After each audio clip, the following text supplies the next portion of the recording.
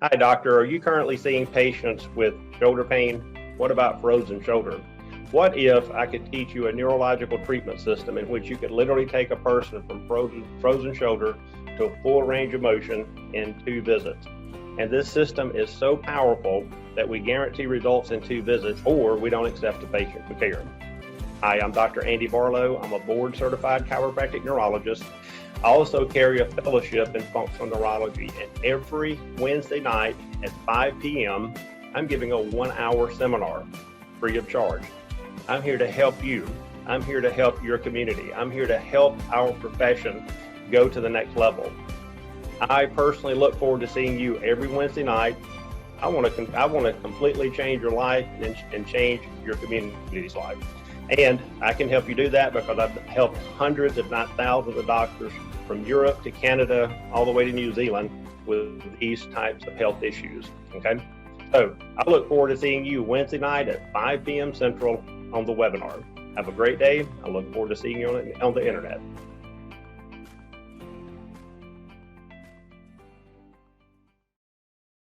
Probably have an old school website, just like this old school Voltron from the 80s. Here's the thing, video websites are dominating the entire internet right now, but only 3% of people have video websites. What is a video website? When there's continual movement. The beautiful thing about continual movement is that when you have movement, it keeps the buyer wanting to stay on the website. Here's the beautiful thing. If you look here at Dr. Mo's website, he is dominating. His website's everywhere. Not only that, but he's omnipresent. It's about time to get you out of the static world websites where they don't move, doesn't do anything for you, but come into the video websites where we dominate Google and get you omnipresent. It's time to step in the future of marketing. Make sure you click on the button at the bottom for a consultation, and we'll get back with you. Hello, everyone. My name is Mark Anthony with Edge on Regenerative Medicine Show. I have a special guest today, Matt Feshbach. Great thing about Matt, we actually have something in common. He's an ex-tennis pro guy, and I am also. And the great thing about Matt is he does something that's different. He's not a doctor. I normally have doctors on my show. And Matt is at AmbroseCellTherapy.com, AmbroseCellTherapy.com. He's the founder and CEO at Ambrose Cell Therapy in Tampa, Florida. Today, we're going to have a great title that is going to unlock a lot of, I call them key doors. You need a key to open these up. And this is going to be called the golden era of healthcare. And where are we headed? So Matt, again, thank you so much for being on the show. Tell us a little bit about yourself before we go into the golden era, like about yourself and how you got into cell therapy. Well, thank you. So yeah, I have a pretty unconventional path. I think most people that are successful don't necessarily end up being successful in the area that they originally planned.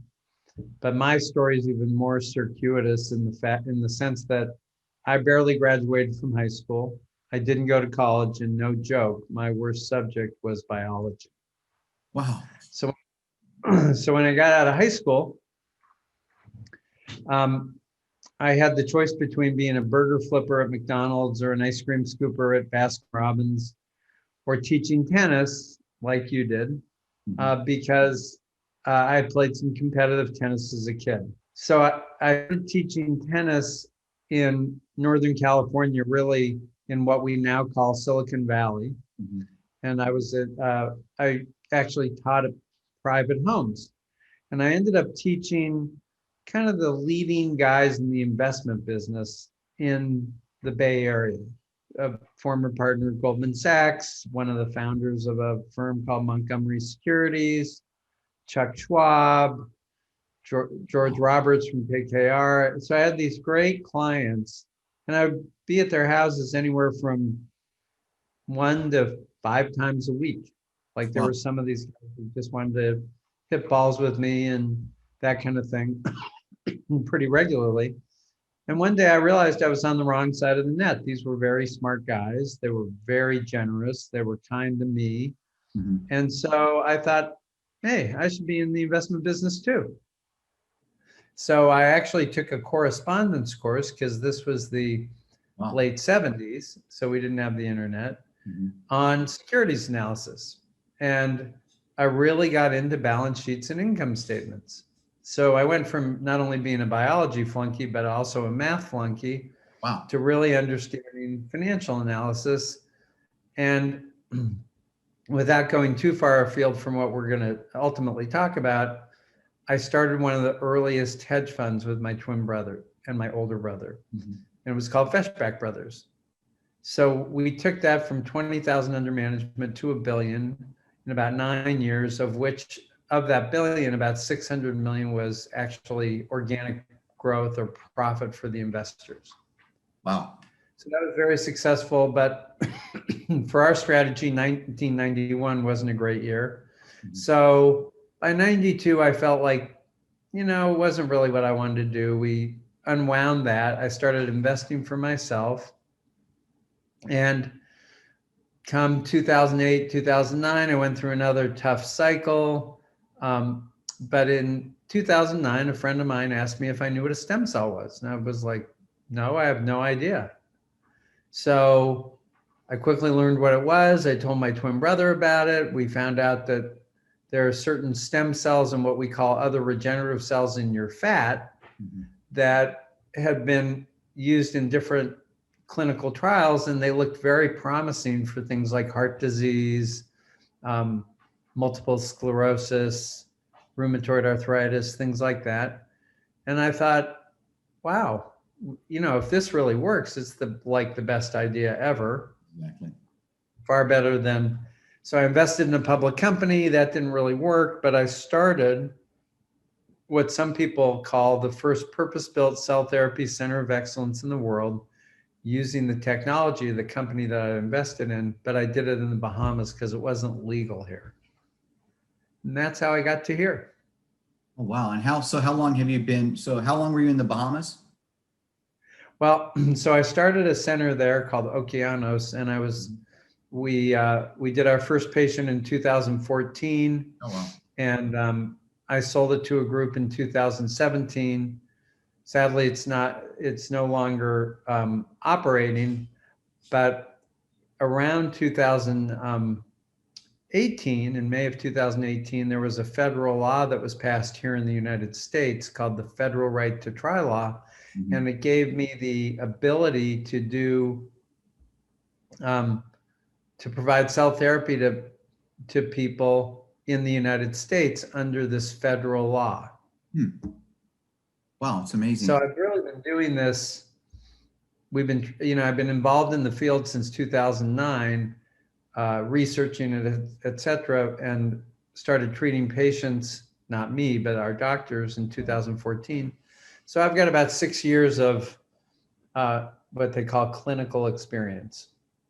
Okay, wow, that's amazing. So let's jump into it. I know that our title was let's talking about the golden era of healthcare and where is it right now? Where are we headed? And golden era of healthcare. What how would you explain it to our viewers out there? Well, in 1991, there was a stem cell researcher named Arnold Kaplan. He's still around, and he's at Case Western. And he wrote a paper where he discussed what he called self-cell repair. What he was saying is you have these stem cells in your body. Right. They're called mesenchymal, excuse me. They're called mesenchymal stem cells. Mhm. And you could harvest those cells. For him, originally it was out of the bone marrow, then they were discovered in fat. And you could use those to treat all sorts of chronic diseases. And he looked at these cells, these mesenchymal stem cells, and he said, in a petri ditch, they turn into bone and cartilage and fat and neurons and muscle. So then he said they're adult stem cells. Mhm. But they do more than that. And in fact, in the body, probably the last thing and the least predictable thing is for them to grow new tissues, like I just described. Right. They're really signaling cells. So he later said, hey, let's rename these. Forget about calling them stem cells. Let's call them medicinal signaling cells. Interesting. And that is the basis. These medicinal signaling cells are the basis of what I believe could be a golden era of healthcare, because they're safe, Right. they help people, and they come from the person's own body. So as long as they're clinical grade, they're it's a remarkable thing. And if you look at the standard of care we have, I don't mean to go on and on, but if you look at the standard of care, the real problem that we have is we aren't curing anything. We have, whether it's surgeries, drugs, or devices, there are a lot of people who do benefit from surgery, but there are a huge population of people who get back surgery and still have back pain, Right. or knee surgery and they end up with arthritis, or they get, bypass surgery for their heart, but they still have heart failure. So those, or they're taking meds and they're not really that much better with the med, and they're getting all sorts of side effects. So the great thing about these cells, these medicinal signaling cells, is no side effects, and there's the potential to actually make the patient or help the patient feel better, do more, improve their quality of life. I love that. I like the way that you put it. My question to you would be, so the stem cells that you're utilizing is from the person's body. I know that there's other types of cells that can be used. Do you think the ones that are preferred from the body heal better than the way there are other stem cells that that are being used from the umbilical cord and stuff like that? So, but I know there's a lot of warning on that.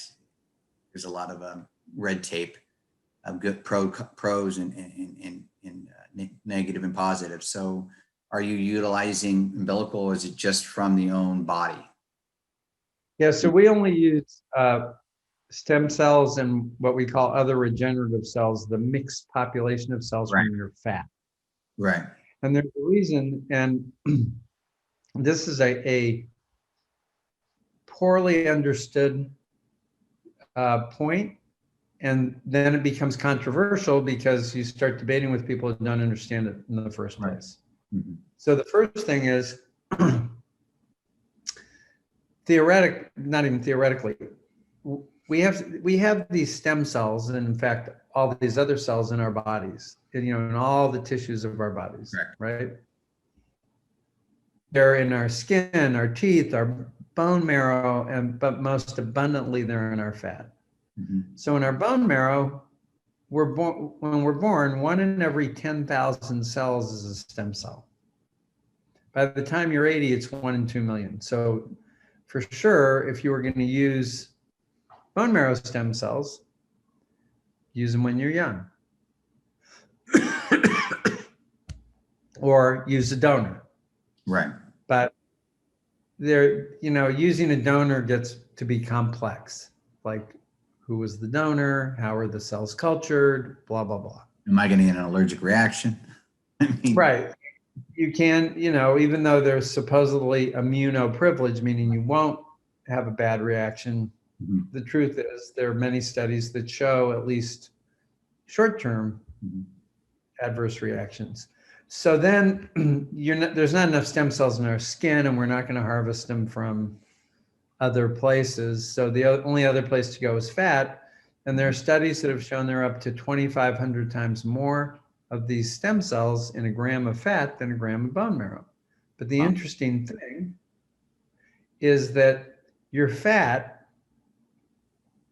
the purpose of these cells in your fat is to keep the fat alive. So they live on the outside and the inside of blood vessels. And their whole job is to just keep those blood vessels working and replace those blood vessels if for some reason they die off.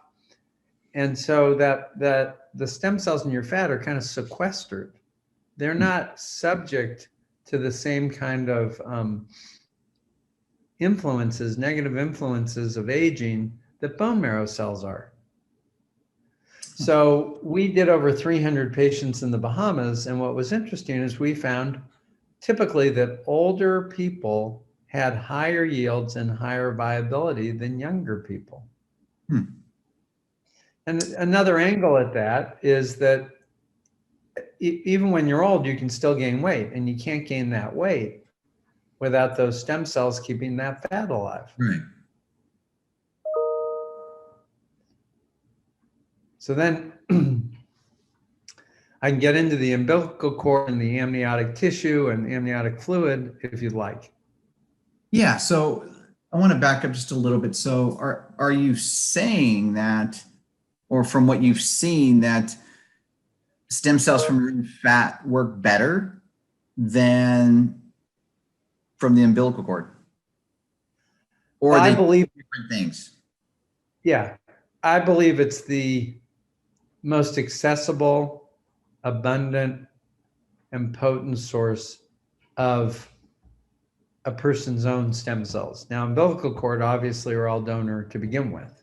Correct. Mm-hmm. So then if you get a donor cell, even though people say this isn't the case, you can get an immune reaction if you don't have what's called HLA matching. Okay. And about 20% of patients are actually don't have HLA matching with the donor. So if you go to a true umbilical cord like blood bank or stem cell bank, and you want to use those cells, they'll tell you, well, you have to test those cells to be sure. You have to actually get your own blood test to be sure that you're an HLA match. Okay. That makes sense. Are the pricing pretty much similar? I know that the average pricing in the US for, let's say, I'm going to throw this out there, for like knee pain would be about $4,500, $5,000 for just utilizing, say, one knee. Are they pretty substantial? No, but it's because we don't do a single knee. So one of the things about this right to try law that I mentioned, and where the real golden age of healthcare, or golden era of healthcare, will end up occurring, is that the law says, look, the patient has to have a life-threatening or even terminal illness. Okay. And when you hear life-threatening, you're like, well, you mean you're going to die tomorrow? No. But the FDA, how the FDA defines a life-threatening disease is that ultimately you could die from it. But, excuse me, even if you don't die from that disease can just be debilitating.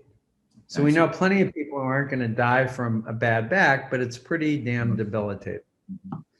And even more to the point, most people, particularly people my age, I'm a baby boomer, you're a bit younger than me, right? But even right behind you.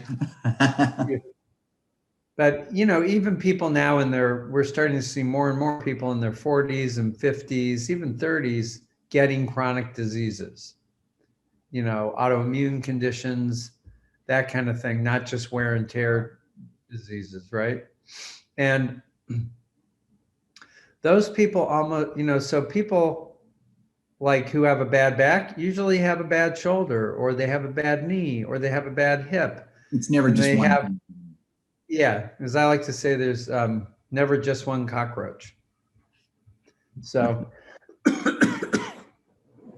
that's an old investment term. So so the point is, what the federal right to try law does is it gives us this patient population we call a no option patient, a patient who is looking at, oh, it's not just a back surgery, it's back surgery, a hip replacement, and a knee replacement. There's a lot of people that do the one and done. Well, they do the one and done in the sense that they're looking for a cure, and if it doesn't work, they go, "Oh, this was a ripoff." In our case, we kept good stats, and we really believe about 85 to 90% of our patients have a sustained benefit to a greater or lesser degree. No two Right. patients. Mhm. Wow.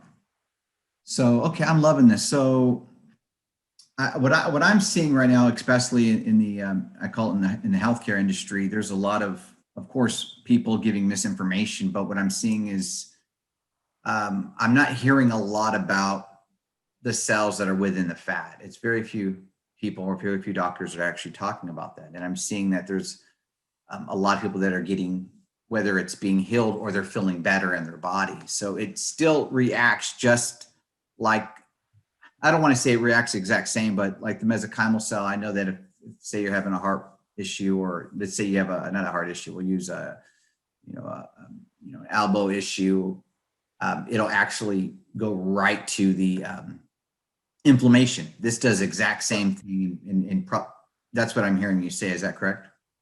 Correct. Do you But see what's clear, to be clear, let's say you put cells into the vein, IV. Okay. Certain parts of the body where you just are not going to get that much distribution, like a joint. Okay. You need to do direct. But the other side of the coin is that patients, again, particularly in their 50s, 60s, 70s, tend to have chronic systemic inflammation, and you have this negative feedback loop between the local Mhm. disaster and this underlying systemic inflammation. So the IV addresses that, and the cells can go to certain organs. Mhm. There are good biodistribution studies. This is another controversial point, but there are good biodistribution studies that show mesenchymal stem cells will go to the liver, the kidneys, even into the immune system through the spleen, even to the brain. These cells actually have some DNA in them that allows them to permeate the blood-brain barrier. And then there are other little tips and tricks to actually help them get through that blood-brain barrier. But again, at the end of the day, they're not really gonna go into the shoulder and do much for you. So we would inject in the shoulder directly, plus we would do a systemic infusion. Okay. Well, I like that. I like the fact that this is how, because there's a lot of people, especially a lot of veterans. There's a lot of people that have a major problem with a degeneration, especially in the spine, and struggling with arthritis, back pain, neck pain, joint pain, and a lot of people think they just need to live with it. And I think that's the problem, is that with what you and your team is doing, you're utilizing something that's already inside somebody to heal their own body instead of taking it from somebody else. That's what I'm saying. Yeah. Which is, That's right. I think, the most smartest thing that we have, the healing within inside us, is just how do we get that to activate to start to heal our entire body. Right. And that's that cell repair thing that Dr. Kaplan wrote about in 1991. And here we are 19 years later. And, in our case, we've treated, or, again, the facilities that I've started have treated over 300 patients. And yeah, your own cells can heal your body. But it's not, again, it's not as simple as, well, go to any doctor who tells you that they're going to get stem cells from your fat and it's going to work, because they may not have a clinical grade product. They may not understand how to inject it, right? They may not have a very good yield. When you say clinical grade, can you talk a little bit about that? Yeah. So you let's say you take the fat and you put it into a centrifuge, right? And then you have an enzyme and you spin it. Well, if there's residual enzyme, that enzyme is actually, its job is to tear up the tissue. and Right. separate the cells, right? So it wouldn't be clinical grade if there was residual enzyme in your cellular product or your cellular prep. Another thing from a clinical grade perspective is, are you manufacturing or doing this processing in a closed, sterile system so there's no risk of, some sort of infectious agent getting into the product? So with the umbilical cord blood, there have been multiple reports of it not being actually clinical grade from the, it's not sterile. Right. So we know we have a sterile product because it's going into a closed, sterile system and coming out, and it's not, it's never, it's never open. The product is never exposed, as the word. So that's another thing. And then the other thing is the yield.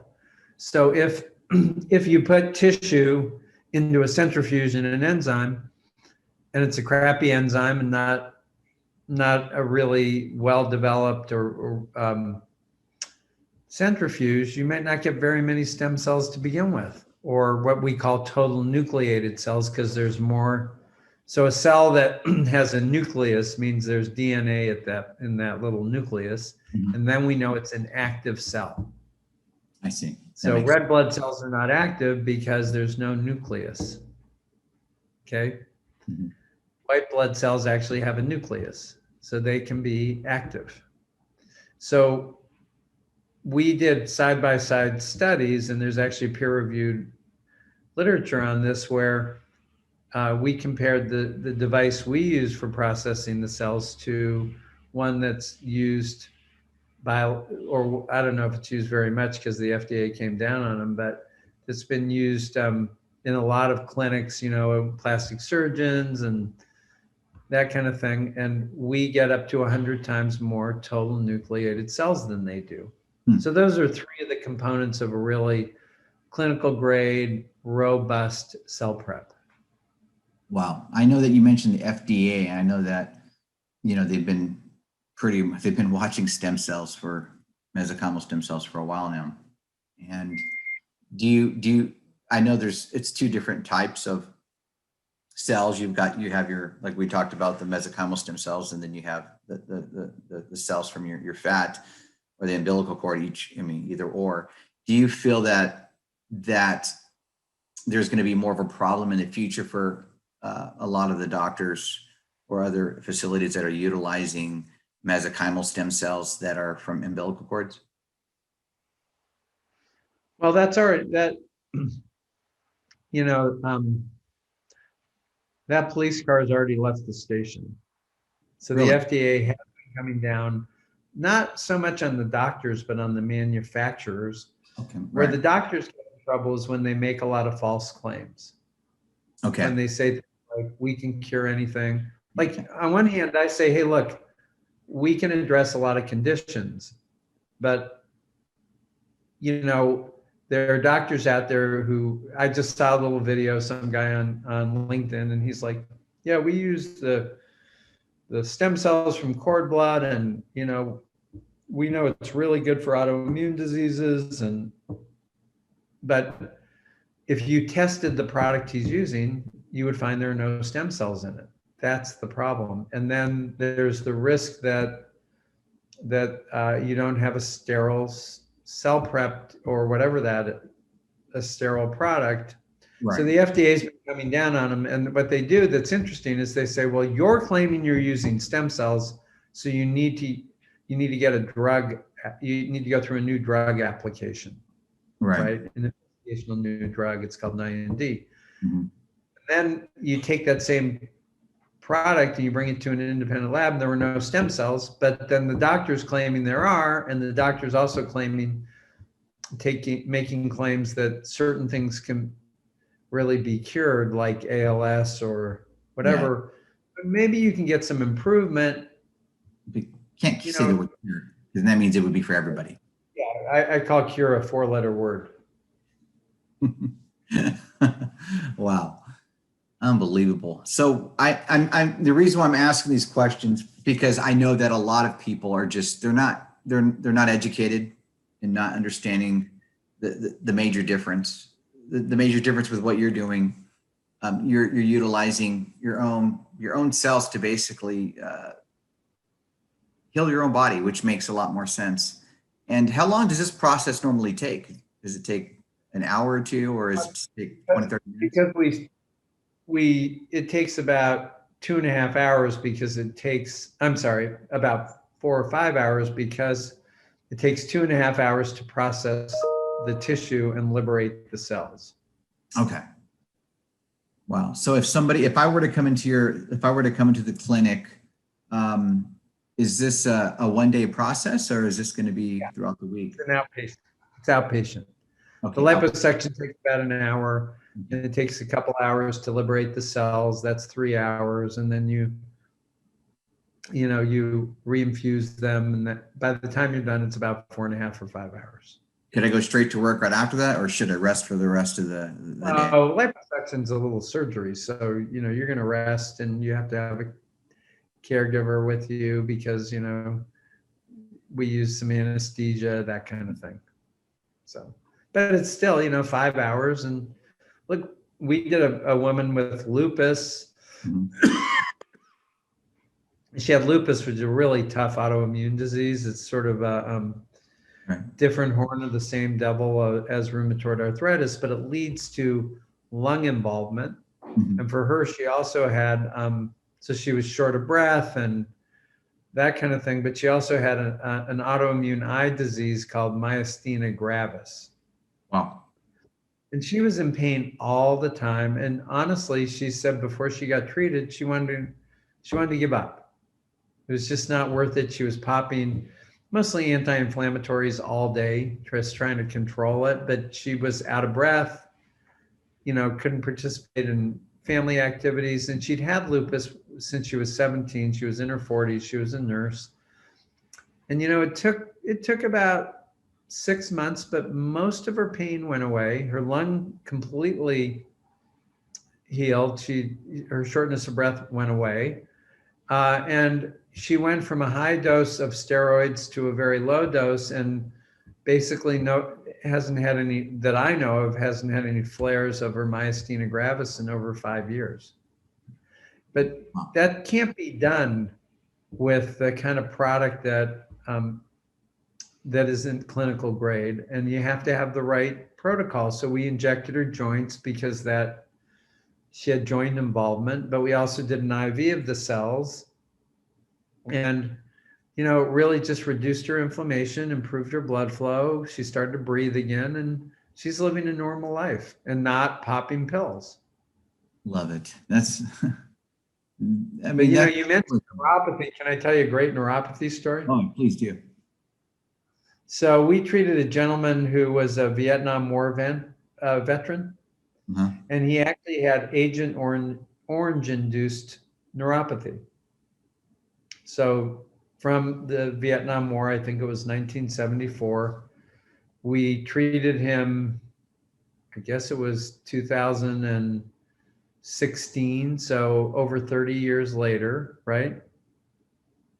Wow. Or is that over 40 years later? Over 40 years later. Yeah. And besides that, he was an air conditioning guy, and Freon can cause rheumatoid arthritis. So he had rheumatoid arthritis in his hands, peripheral neuropathy in his legs. He couldn't walk without assistance. In fact, he couldn't even walk with a walker because he couldn't feel the ground. And he had some symptoms of heart failure. He may have had a minor heart attack, so he'd get really tired in the afternoon. One of our most profound and consistent benefits is just energy and sense of well-being. So we treated him, and within a month, he started going back on cruises with his wife, and he started dancing with her.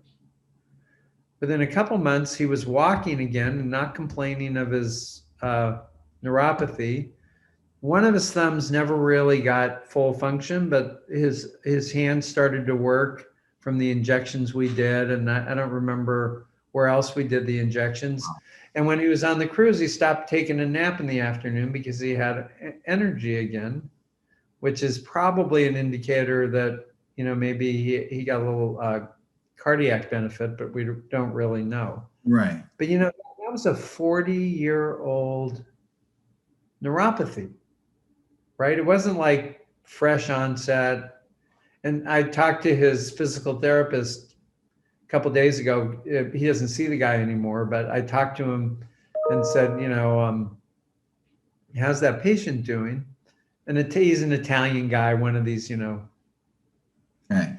one of these very happy kind of Italian patients. But he said, you know, he's doing really well. He admits occasionally that his diet is bad and that he'd be healthier if he wasn't, but he's not walking with a walker anymore. He doesn't have many symptoms of rheumatoid arthritis, and he's living a normal life. And now he's out 5 years or so. That's why I talk about the golden era of healthcare, because That's awesome. that's never done in medicine, and it can't be done with conventional medicine. And integrative doctors try to do it, and sometimes they do get some really good results, but you're constantly having to go back and get treated.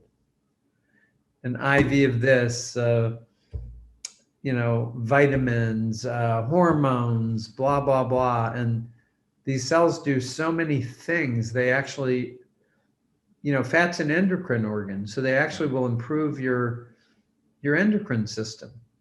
They'll improve your glucose metabolism.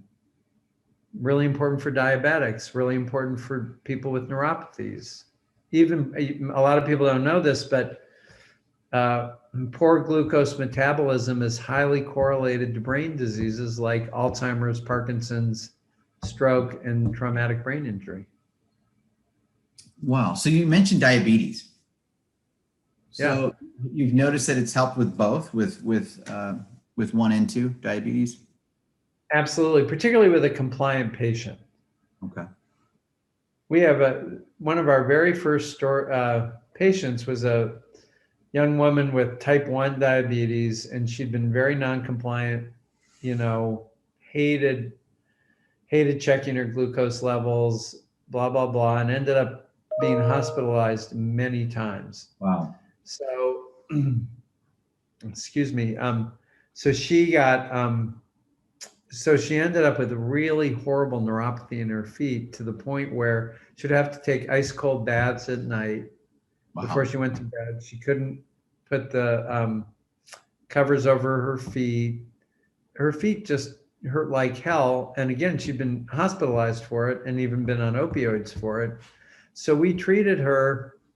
In a month, you know, her feet were better. Her A1C was good, but she's not miscompliant. So, you know, that's part of it is like, again, it's not a cure. But by the time she was out 9 months, not only was she wearing high heels again, because I saw her in New York City, Wow. and she was engaged, and now she's married, but she was playing soccer. Come on. See. I'm not kidding. And I talked to her, I guess now maybe 6 months ago, and she said that she went to her, I guess it was her diabetes doctor, and you can do a sweat test for neuropathy, Right. and hers was perfectly normal. Did you get a video testimonial? No, that's the thing you're going to bust me for. But we got a. I just had I saw the timing. It was perfect. Wow. No, you know what? This is unbelievable. So when they do it, so let's say somebody works with your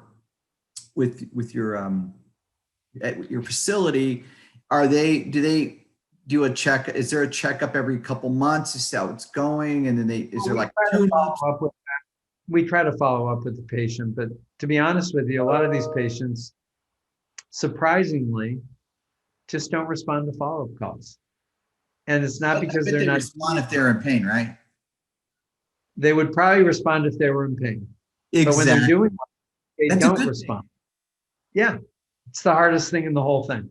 I love it. That's awesome. So what would you say to somebody right now, to our viewers, people that are in pain right now, that are on the fence, and they've really just given up?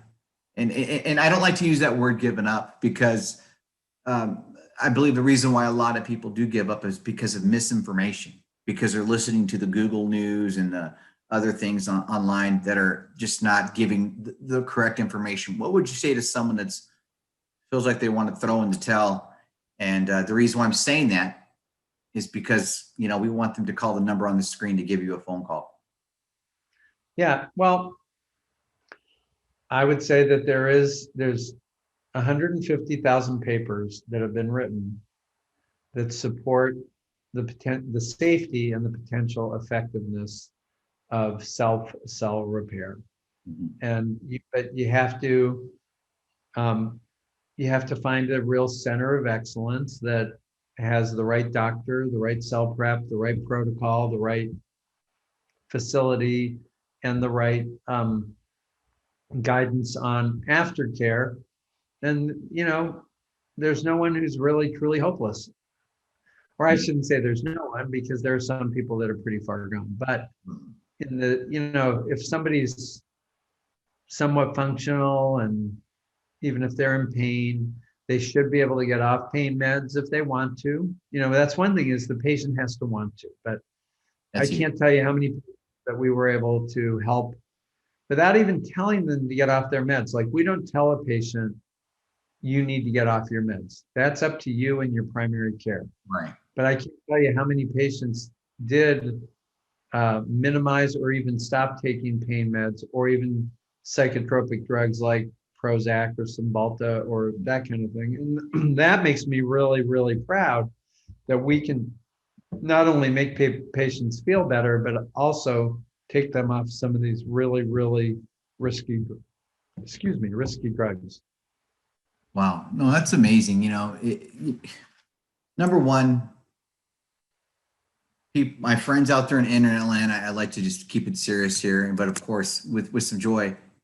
Let's share this video. Let's get this video out there. And the reason why is, if you're not in pain, I can guarantee you there's somebody on your social media or someone in your circle that's in pain that need to see this. There's a lot of misinformation on the internet with cell therapy and stem cells and stuff like that. I'm not going to go deep into that, but I'd like you guys to call the number on the screen. You can also go to ambrosecelltherapy.com, ambrosecelltherapy.com. Matt, thank you so much for being on the show. Again, everyone, Matt is the founder and CEO of Ambrose Cell Therapy in Tampa, Florida. And here's the thing, everyone, sharing is caring. We share one video. One video can change somebody's life, especially if you're on LinkedIn, you're on Facebook, Twitter, I don't care. Get it out there. Sharing is caring, because we want to change one person's life. Anyways, thank you so much, Matt, for being with us. And I know for a fact we'll have you on again. Thank you. Thanks, Mark.